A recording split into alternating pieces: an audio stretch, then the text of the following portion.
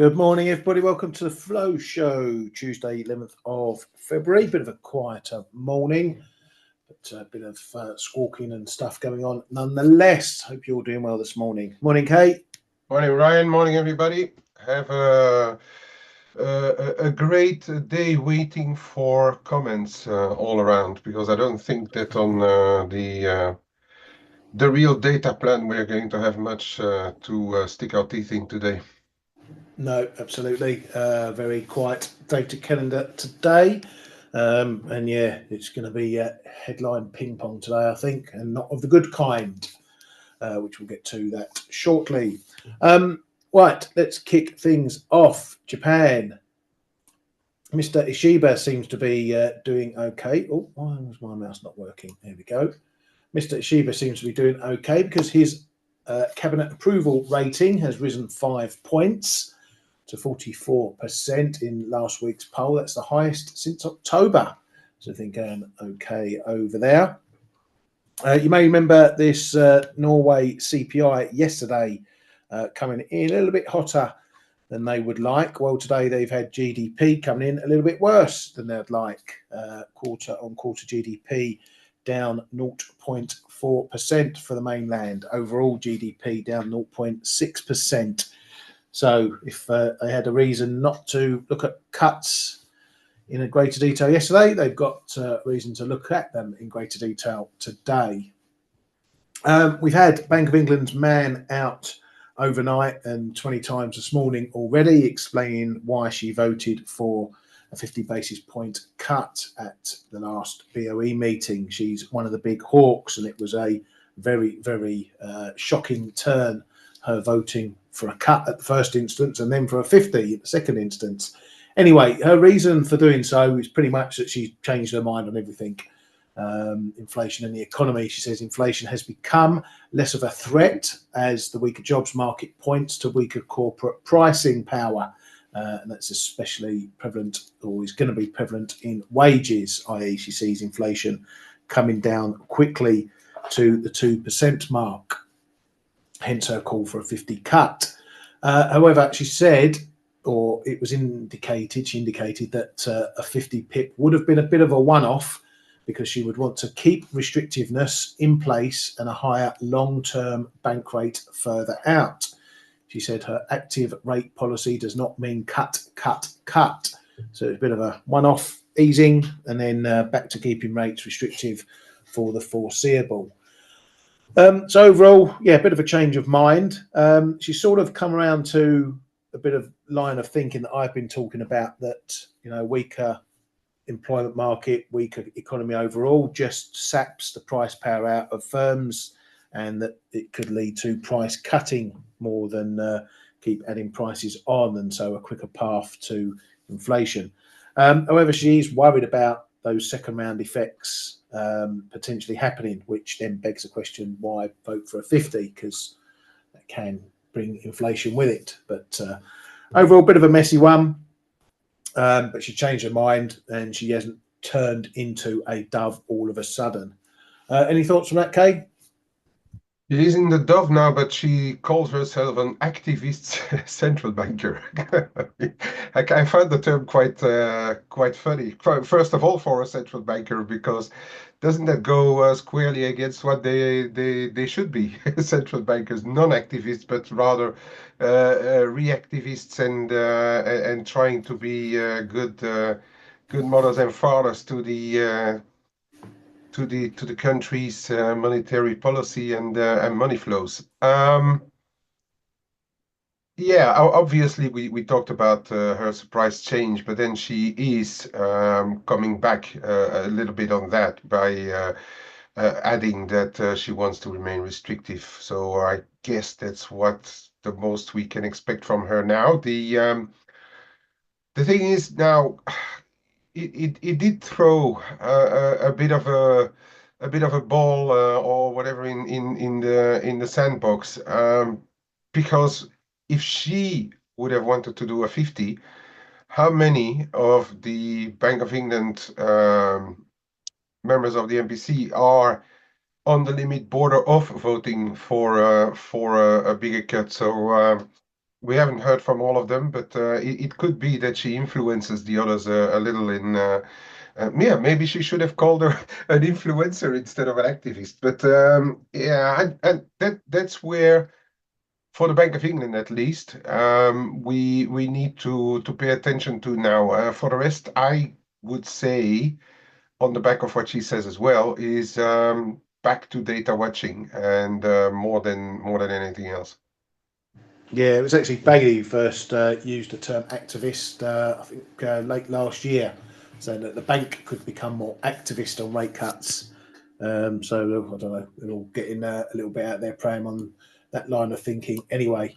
Right, moving on. ECB's Lagarde, she was speaking at a plenary session in Parliament, says the ECB's fight against inflation isn't over. Not much else more from her worth talking about.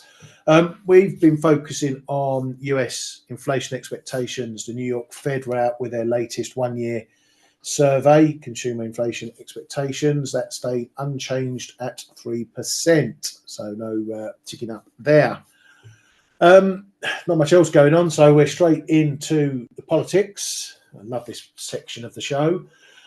So we've had a bit of a clarification from the National Economic Bod Hassett, who said that Trump's weekend comments regarding irregularities in Treasury markets, because that's what was said, Treasury markets, but it referred to Treasury payments apparently, were a reference to Musk claiming that the government had made improper transfers to contractors and grant recipients. It wasn't an expression of concern about payments to bondholders. So he's one of Trump's biggest, or is his biggest economic advisor. So he's just clarifying that.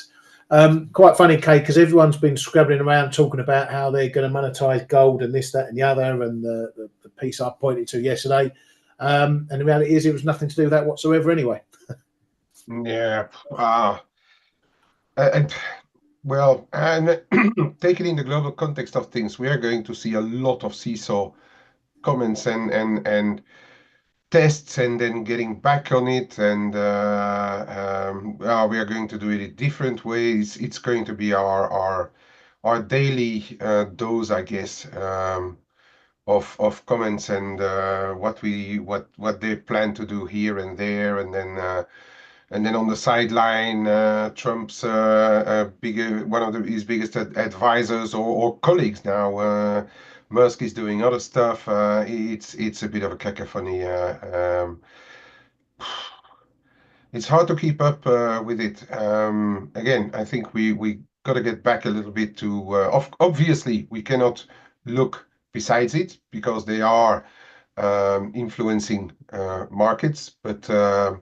We need to cut the noise a little bit and see what really goes on, instead of just looking at all the plans just of what they want to do. Yeah, I think this is yet another example of Trump trading. He came out and said something, and even when I read the comment, the first comment I read was that there were, potential legal ramifications to do with, or fraud, I think he said, in to do with bond markets. So he's come out with some comments. The market's gone off on a tangent with them. I could probably link you 10 stories all talking about how they're going to reevaluate gold and whatever, which still may be in the pipeline, I don't know. But that's the market going off on a tangent, making a whole song and dance about something, and then we find out it's nothing like that whatsoever. Now, we didn't have that much of a market reaction. Well, I don't know if gold coming off overnight was in part to those comments, because it's had a bit of a poleaxing since last night. So that could be one of the factors, those asset comments giving that a big knockdown. But yes, it's an example. Trump has a way of just spouting forth and engaging his brain second. And the market's going to go make moves on it. And here we are now. Gold's still up, but we're right back down again. So another example of Trump trading. I'm going to be completely counter here. This whole gold revaluation thing. The market seems to be buying gold because they say like, okay, they're going to be buying more gold. China, by the way, is opening the door to their investors to buy more gold. So that is one of the main reasons, besides gold being a perfect hedge in my book at least, against bad things all across. But if the market is buying gold on a potential pure revaluation of the books, I I view this personally. I view this as actually potentially very counterproductive for the price of gold, because if you reval, if you, as we have been talking about with some people on in our chat, if you reval, okay, you can do swaps, you can borrow, and the accountants will find a way to reduce the debt by 800 or 850 billion dollars. But if you actually reval to then sell it out to de facto really reduce your debt, I think at one stage, I mean, the risk is there that gold actually collapses once they revalidate at 2,900, because once you revalidate mark to market, you're actually, and even the debt is at risk of a setback in gold more than anything else. I'm thinking about just market risks versus how you are going to make some accountancy pirouettes to bring your debt down. I think, uh, well, I mean, the market never wrong. Okay, the market is never wrong, but I use this spike in gold to really reduce my longs, because if it's only for the reval of sake that gold is going up, because the people say, oh, okay, we need to have more, because then we make more money when they will reval it. I think it's the wrong strategy. Yeah, absolutely. And as I often say, if you're changing your books through accounting smoke and mirrors, it's not a fix. It's not a permanent fix, because if you reval gold, which makes your holdings seem more, which means you've effectively got more money, you don't need as much debt. Well, if the price naturally drops in gold, then you're reversing the other way. So yeah, Yeah, it's you're all actually pretty fucked to put it. exactly. You now need the price to stay up there, so you don't risk going the other way. So yeah, it's complete cobblers. The market's made a whole big thing of it, and I don't think half the market knows what it all means anyway. Long story short, this is another Trumpism that we've had to put up with, and we'll see what happens thereafter. What we did get, though, was Mr. Trump slapping on those steel and alley tariffs with apparently no exceptions and no exemptions, and those tariffs could go higher. Well, Australian PM Albanese was first on the phone to Trump, and he said that Trump agreed as well to consider an exemption for Australia on tariffs. UK PM Starmer has apparently booked a flight over to Washington for the last week in February to go and meet Mr. Trump and talk over all that sort of stuff. A bit of a difference. The UK has come out like they did last time, and they are opposed to retaliating with tariffs of kind. They also have a bit of a proposal. It's been rumoured they've got a bit of a proposal. There's a thing going through called the security bill, which parts of which America aren't happy with. There's rumours that the UK could tie up changing parts of that bill to help them swerve tariffs in this aspect. So we'll have to see what that brings. But the UK not wanting to go up against Trump, it seems, at the moment. Across the channel, the EU, though, they got a different viewpoint. Trade Commissioner Sefcovic said they will want to go retaliate with reciprocal tariffs, and the EU will potentially look for closer relations with Gulf states, which is a bit of a nod to the energy side of things. So they're looking to go toe to toe on this. PM Trudeau was in Paris. He says our response will be firm and clear, and we will stand up for Canadian workers. Hong Kong, they're going to file a complaint to the WTO on these tariffs. So here we are, said at the top of the show, we're going to be playing headline ping pong, everyone reacting to Trump, and then no doubt we'll get the counter reaction from Trump. What else we've got going on? We've got Hamas still going on. They've apparently delayed a hostage release for Saturday until further notice. Trump says that if all hostages aren't returned by Saturday at 12 p.m, he would say that he would cancel the ceasefire. He also threatened to go, I can't remember the exact term, hell for leather, if those hostages aren't released. So we've got another weekend risk to look forward to if nothing happens until there. And then a bit of a take this comment for what you will. Mr. Trump, in a Fox interview, was asked if he saw JD Vance as a successor, which he gave a resounding no to. So let's see if Mr. Vance takes that not too kindly, but that's something going on. We know that from Trump 1.0, he had lots of bum fights with his staff and members and whatever all through his tenure. He had a bit of revolving door in his cabinet and his close aides and whatnot. And then something that was a bit amusing last night, Elon Musk got together a group of cronies who apparently have bid 97.4 billion to take control of OpenAI. Mr. Sam Altman, who owns OpenAI, responded on a tweet saying, "No thanks, but how about we buy Twitter for 9.74 billion?" To which Mr. Musk then called him a swindler and later on called him Scam Altman. So that was happening last night while I was doing the options. Much jesting amongst the rich there. That's it on headline front. As a bit of a quiet one. Kay, anything else from you? No, that's it. I think you covered everything, Ryan. The rest is, as we were saying earlier, noise. Yeah, absolutely. Have we got any data at all today? No. Small business But we do have that's Powell. not going.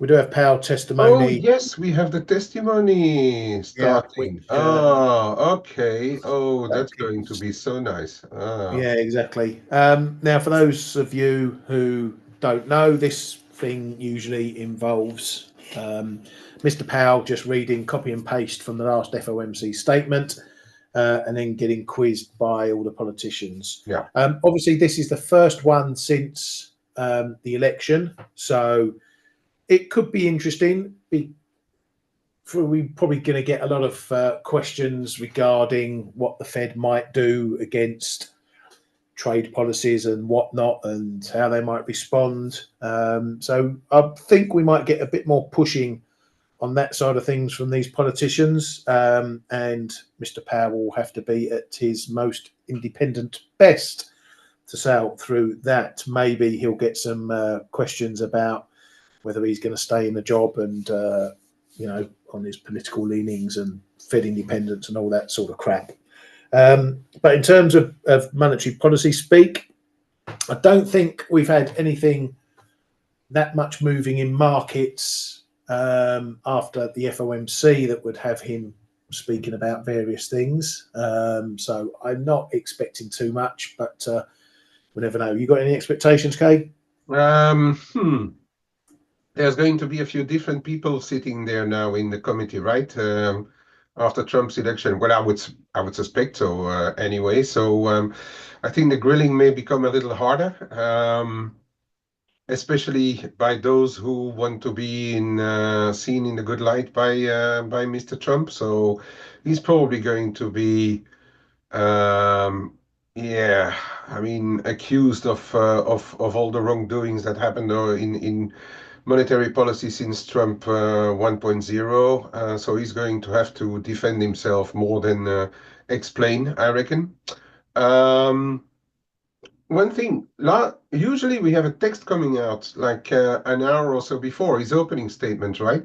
Am I right in saying that last time that thing came out right as he sat down instead of like being an hour or two ahead? I don't recall exactly. No, I think last time it came out early. It came out like the Friday before. Oh, okay. But today we haven't had anything yet. So yeah, they make up as they go along. I've got the site open anyway. I can't see anything on there. Yeah, usually if you if we look at it in terms of importance of events that drive markets, obviously there's always something that he can say that is going to create markets to react in some way or another. But if you look at it in importance of creating real moves or changes of trajectory or so, it has never been the case. Those meetings, okay, they have been um, they yeah, as I said, there have been algo blips or so, but in change of in terms of him announcing something, the announcement importance of this is virtually zero. Obviously, we can never exclude anything, but it's virtually zero. So that I think is good for our audience to know before heading into a couple of hours of ping pong over him shoulding that he should put two sugars in his coffee instead of one. You know. Yeah, and got to remember it's a 2-day event. It goes up before 2 committees.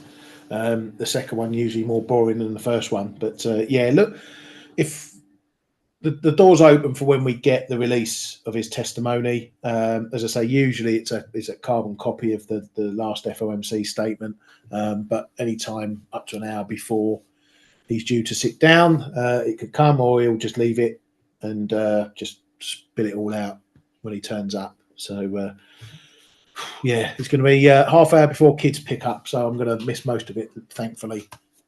Right, let's get rid of that. I said nothing else on. We do have a couple of Fed members later on this evening. I'm not sure what they're going to offer us that we don't already know. So let's have a look at what's going on in markets. So there's gold, as we were just speaking about. A bit of a spike up. I know Kay's got some Extinction Tech up there. For me, we're just still waiting to see. This is all just developing price action going on here. So I'm just waiting to see where the levels will show up. We might get obviously some here into the 29 figure. So we'll keep an eye on that. Overall, it's pretty quiet. One thing, and I know Blake was alluding to this yesterday on the Face show, that markets aren't moving around an awful lot on all this tariff news, which is understandable in one sense because we knew it was coming and here it is. And really, you're not going to feel the impact of all this tariff stuff until we start getting some of the hard data through. You know, is it going to cost people more to purchase goods in the US? You know, are they going to pay higher prices in the US now if they're going to be paying these 25% tariffs? Is it going to create a price falls on the other side? Because if now you're not going to sell this stuff, example from the UK to the US, you've got to find other markets for it, and then you get a glut of other cheaper steel and alley coming in from elsewhere. So we always trade in the expectation, as you know. We've traded the expectation of tariffs. Here the tariffs are. We're not going to see the super nuts of it for probably weeks and months to come. And that's not something the market can really trade on now. So that's one reason why volatility's dropped out a bit. You know, we've really done nothing since the open on Monday, sitting in this tight formation here, euro dollar, between the zones. Nothing to write home about. Wake me up if we're moving one way or the other. The only thing I would say is, though, that the dollar is still taking a bit of a stronger lead in some of these currencies. So that's still probably the more medium-term bias is still for dollar strength. Certainly, we're not shooting up in any of these pairs still at all. The pound, that had a little walk around this morning. There were some earnings from BP as well that slightly disappointed. Looks like we got a bit of a morning reaction in euro sterling on those man comments as traders hit their desks, but that got reversed in prior comments. Again, just a bit of ranging going on. What I would say, though, is probably something like euro sterling, which I've told often is, you know, some of these crosses are good to stay out of the tariff noise, the US dollar side of things. But this might be one of those situations where you could get a reaction in euro sterling if the euro is going to go nose to nose with Trump. retaliate, so on and so forth, while the UK tries to take a more placatory role, then you could see the pound gaining here, i.e. euro sterling coming down just on that differential.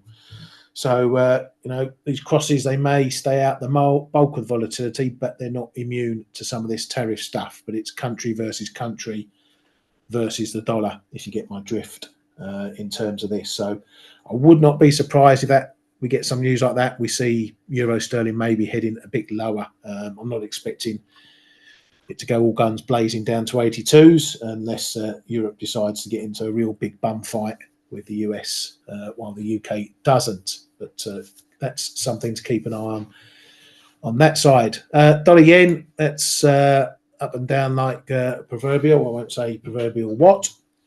That's one for just the chat room. But we're just turning around this 152.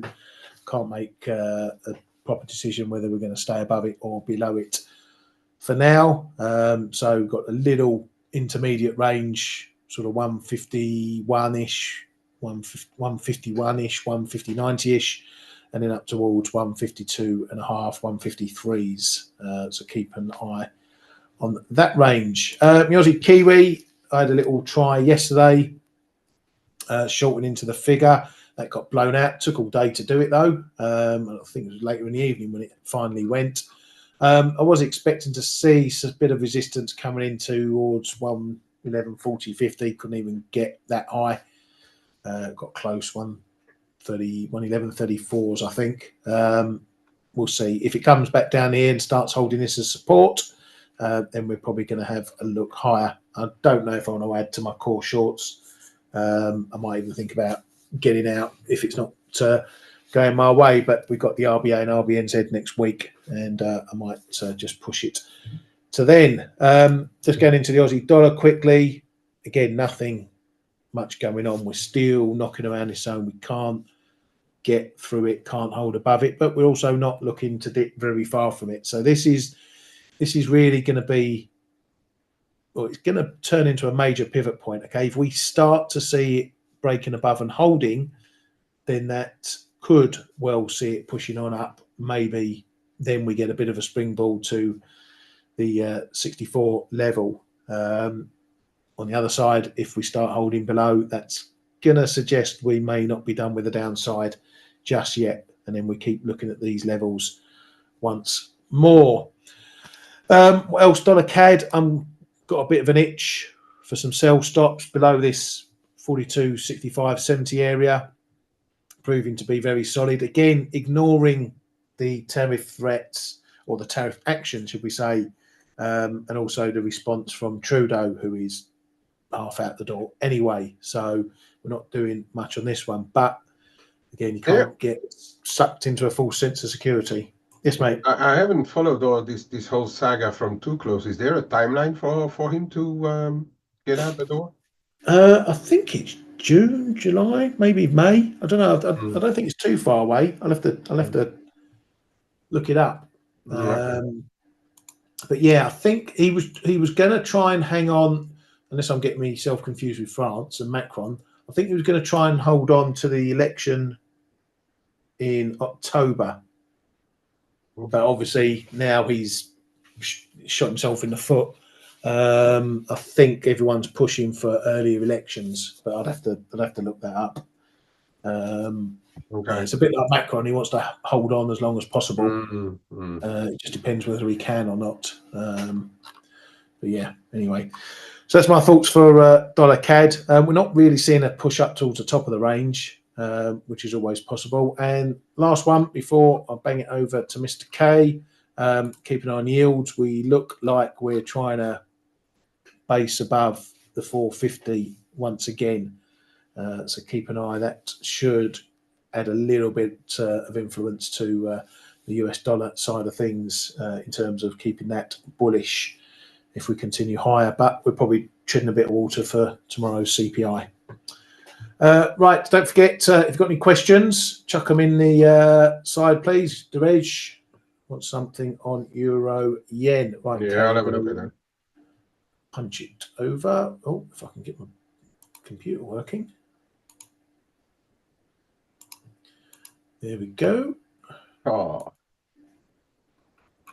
right. First of all, gold. Yesterday I spoke about that. Well, I've been speaking about that already every day. So we went really close to that 1618 extension there. Broken above what a bit of a channel here that we were building up on since actually a few years. So we've broken above, but we're back below. I think we need to. Yeah, I'm still bullish. Nothing's changed because, as I said, it's going to need to start breaking below certain levels to really turn, because we have seen many, and this is a daily, yeah. So these are pretty big moves, but we have seen setbacks, and every time the first decent support has been holding, and we have been pushing through. So technically, this is still very bullish, but. We and I also like to listen to stories and stuff in the market. So as I said earlier on the show, if really this is buying on that reval thing, I don't think it's the right reason to do so. There are many other reasons why we should still see gold move higher, but I wouldn't think that one. So I am now starting to think that. Okay, caution. That is what I'm saying. Caution, because it could be that, especially stories like that, get blown out a little bit, and then the market says, "Well, geez, I've been buying gold above 2900, and now we're back at 2880. Get me out of there." And we could see a setback. I think down to mid 28s, even low 28s, without anything changing to the global picture. Okay, so I'm starting to be a bit cautious here. One other one, and finally, it reacted as I would expect on tariff risks and potential risks that it brings to growth somewhere. Silver is correcting, and because being an industrial metal, this should be going higher if the situation is rather okay. If you are like trying to create growth through several channels, then your silver is probably going to be the better instrument than gold. But for now, I wouldn't think so.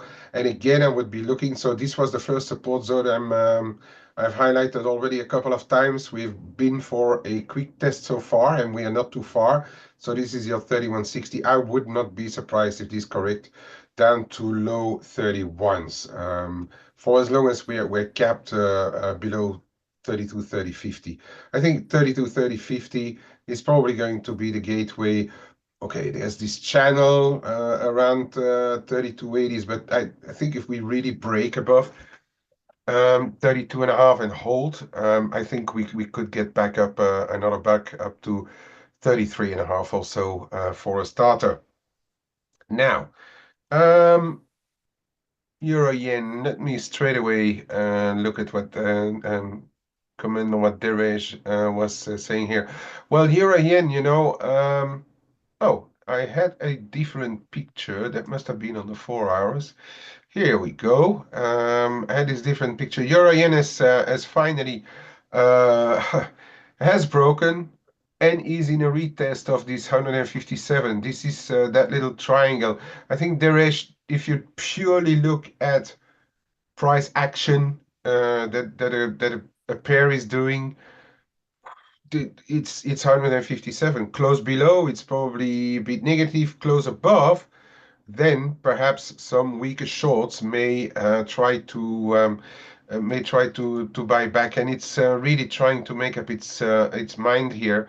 Um, Level above, probably around here, that 157.90, 158. But if that would go, then I think more people will need to run for the exit, at least the short termers. Longer term.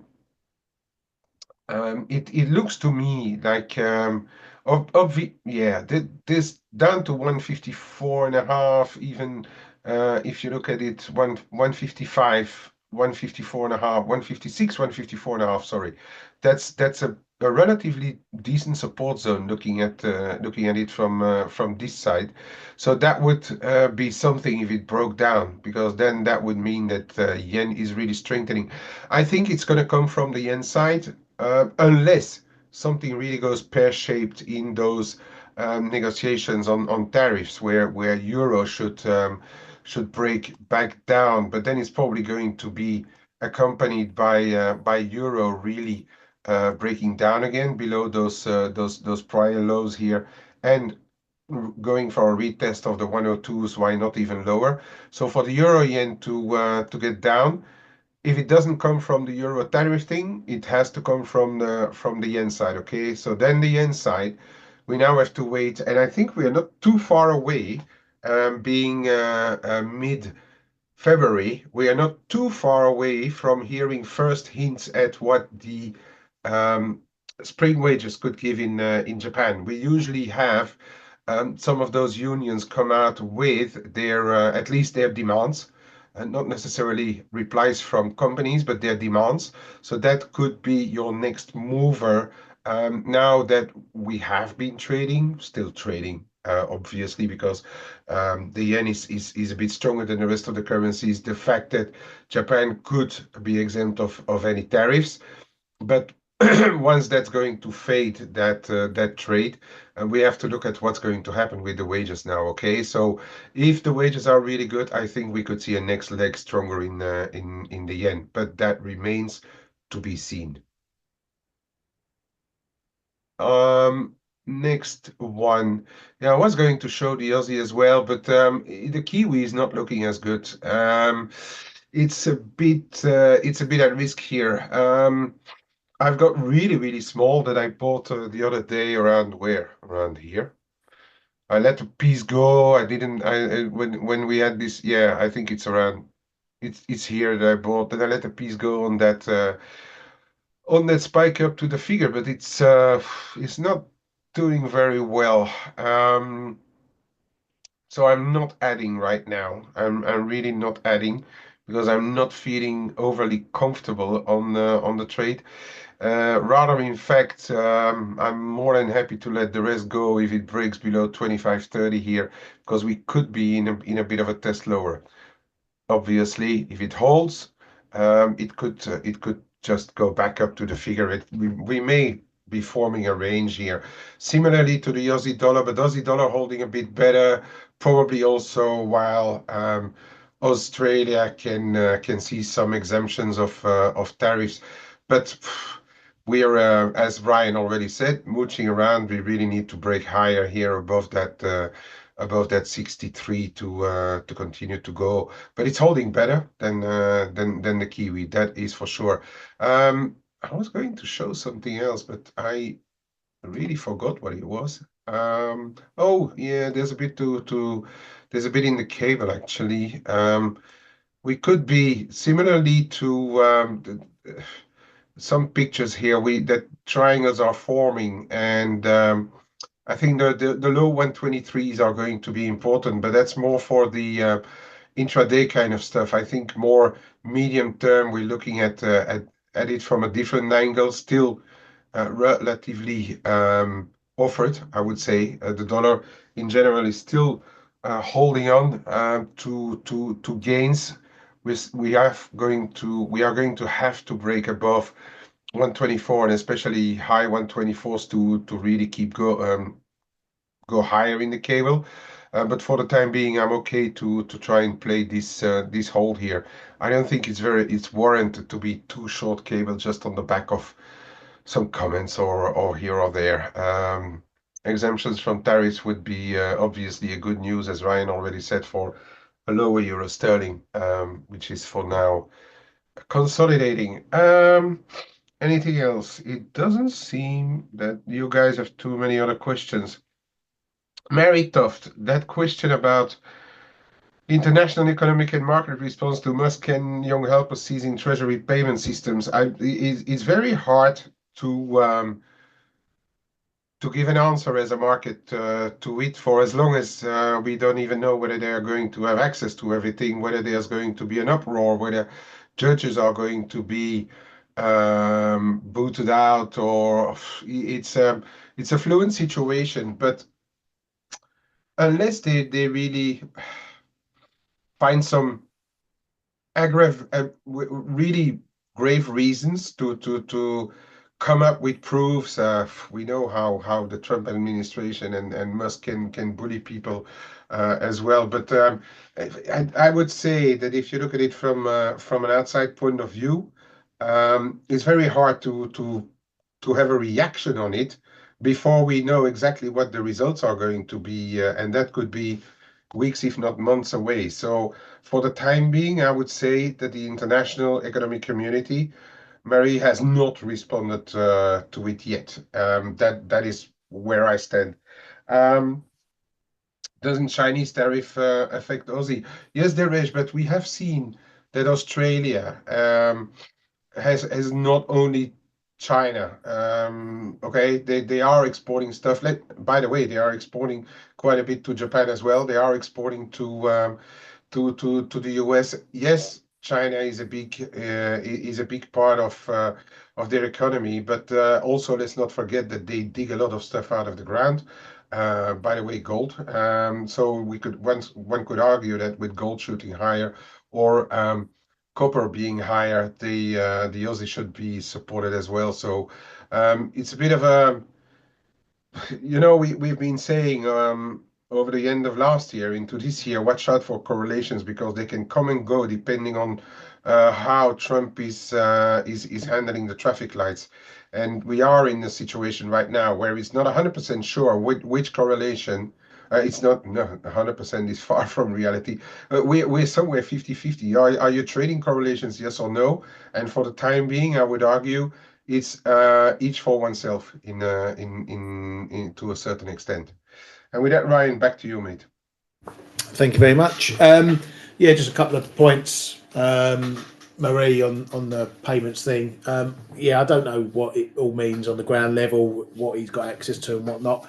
I think from a trading perspective, very loosely, the only thing you need to look at is international payments. So obviously, like most countries, the US has programs in place paying this country, that country for this, that, and the other.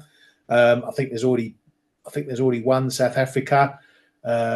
Trump's threatened to stop payments to South Africa or somewhere if because they're silly payments if they don't improve human rights and that sort of thing. So that's probably your only place where you might get the market looking at it.